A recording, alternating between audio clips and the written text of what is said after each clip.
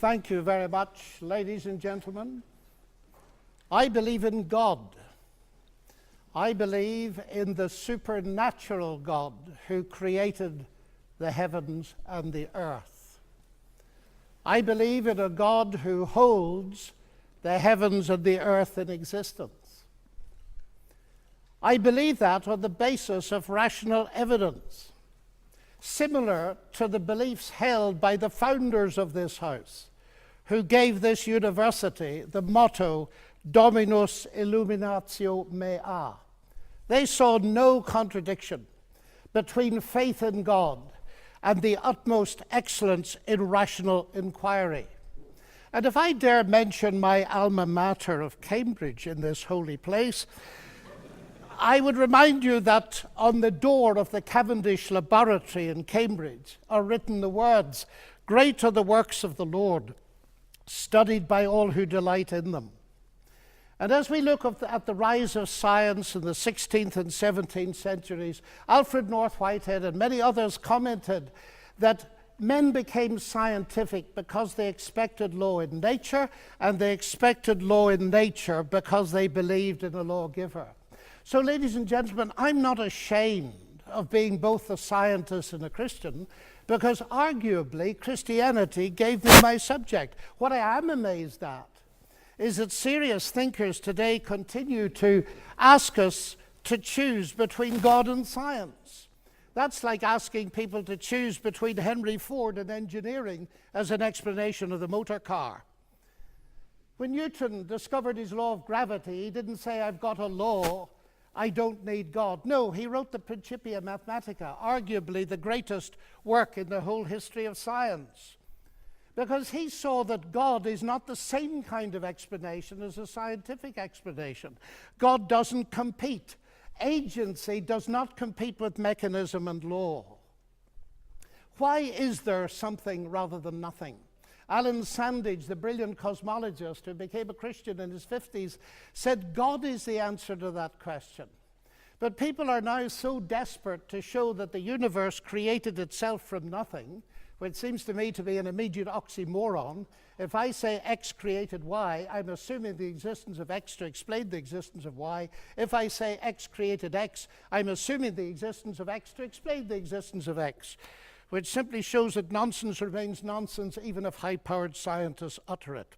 It reminds me a little bit of G.K. Chesterton, who said, "It is absurd to complain that it is unthinkable for an unthinkable God to make everything out of nothing, and then to pretend that it is more thinkable that nothing should turn itself into everything." The heavens declare the glory of God, says the ancient psalm. And we've unraveled a bit of that, seeing the fine-tuning of the fundamental forces of nature. It's something that's so striking to scientists that it demands explanation. And it seems to me that Arno Penzias hit it right. He is the Nobel Prize winner who discovered the microwave background on which a lot of the evidence for the Big Bang is based. He said astronomy leads us to a unique event, a universe which was created out of nothing, one with the very delicate balance needed to provide exactly the right conditions required to permit life, and one which has an underlying, one might say, supernatural plan. But I want to come to what I think is one of the fundamental arguments for theism. I take it this house believes in reason. That's why we're all here. And as a scientist, I believe that the universe is rationally intelligible. That is something that has struck some of the geniuses of science as demanding an explanation. Einstein said the only incomprehensible thing about the universe is that it's comprehensible. And Wigner talked about the unreasonable effectiveness of mathematics. How is it that a mathematician thinking in her head in here can come up with equations that seem to fit the universe out there? Well, how is it indeed? Because the irony of the atheist position here is evident. My atheist friends, and I have many of them, tell me that the driving force of evolution, which eventually produced our human cognitive faculties, reason included, was not primarily concerned with truth at all, but with survival.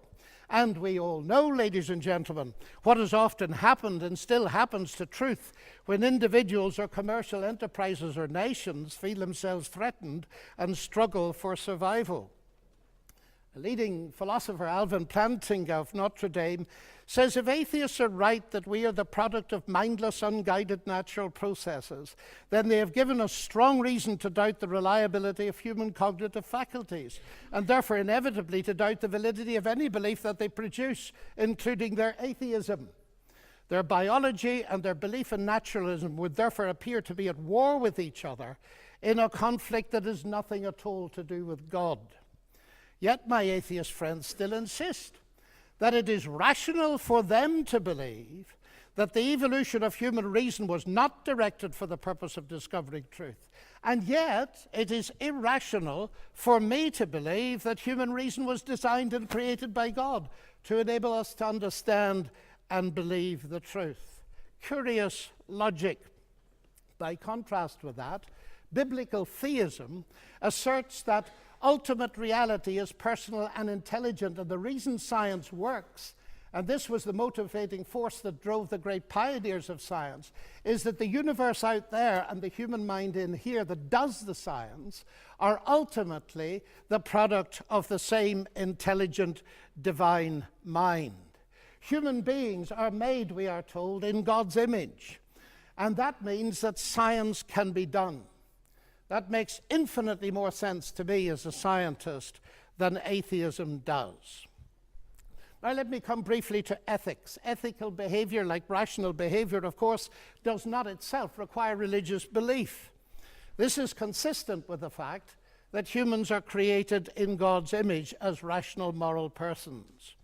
But just as I suggest that rationality cannot be explained without the existence of God, so I dare to suggest that the existence of morality cannot be explained either. As modern science sprang from Judeo-Christian sources, so did the concept of human equality. Listen to atheist Jürgen Habermas, arguably one of Germany's leading intellectuals.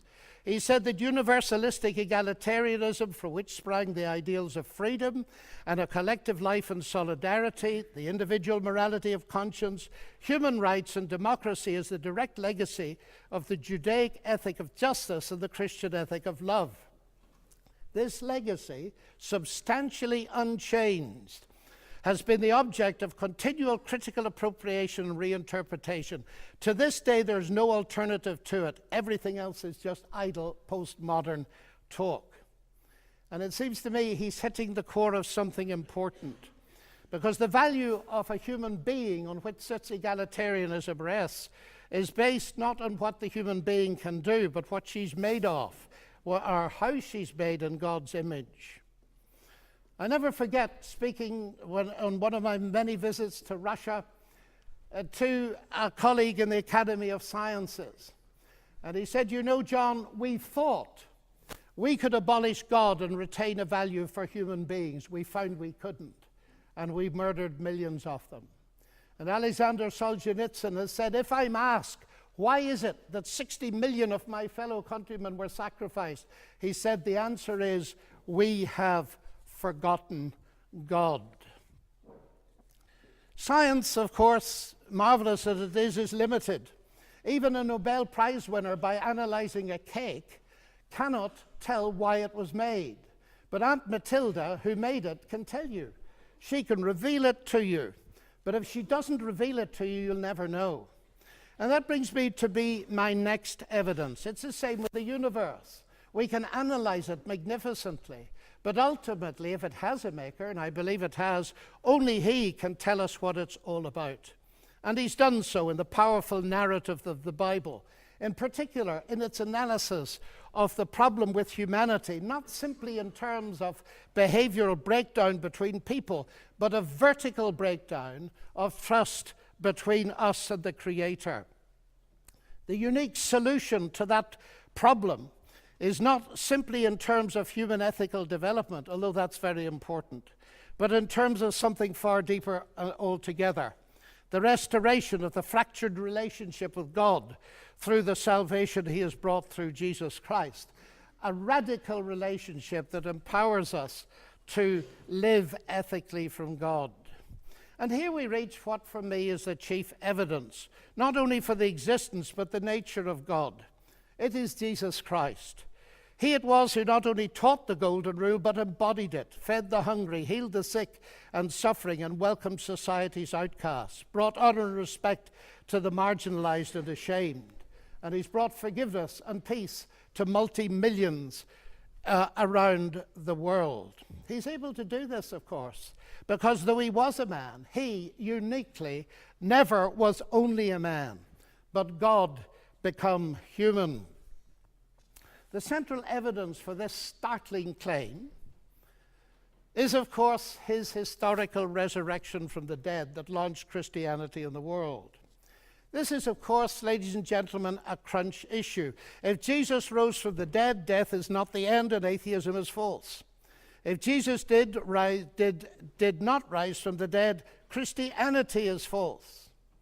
And I remember at Cambridge as a student listening to the brilliant Sir Norman Anderson, a legal expert, going through forensically the evidence from his legal perspective as a brilliant lawyer. And he said at the end of it, "The empty tomb, then, of Jesus forms a veritable rock on which all rationalistic theories of the resurrection dash themselves in vain." Just finally now, as I read the Bible, I do not only find intellectual satisfaction, but I find a great deal of that.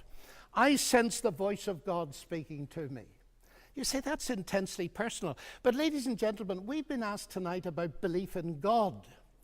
And I want to strongly emphasize that God is not a theory, he's a person. And if the origination of me qua person is a personal God, then the most exciting thing really is there a possibility of getting to know God? And so I don't simply believe there is a God. I've come to know him and trust him.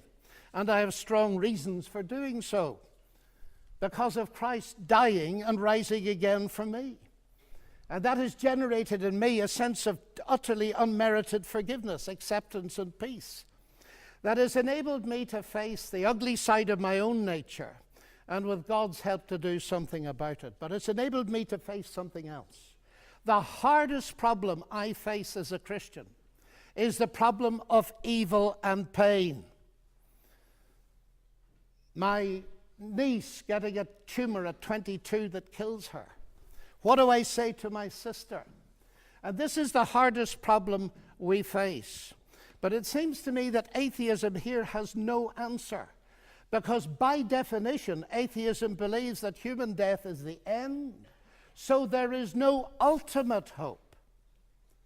But you see, ladies and gentlemen, we could stay here till midnight and beyond arguing, as has been done in this university for centuries, what a good God should, might, would, could, if not, possibly might, just could he not have done, and we'll get nowhere.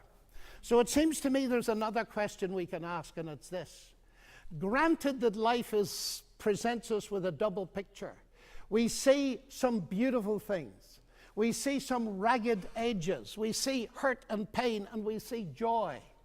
How can we come to terms with that? And it seems to me here is no simplistic answer, but a window into an answer, and it's this. If it is actually true that Jesus is, as I believe him to be, the Son of God, then we can ask the question, what is God doing on a cross? And the answer comes back at the very least. God has not remained distant from our human suffering, but has become part of it. And the other side of that is this. Because Jesus rose from the dead, he is going to be the ultimate judge.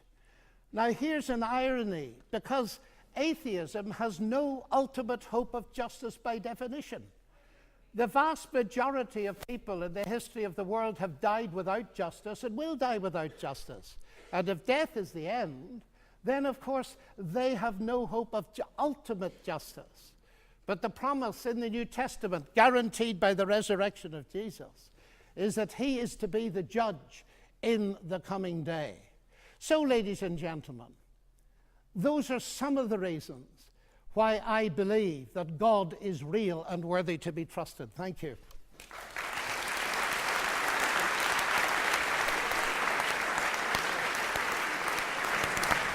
You know.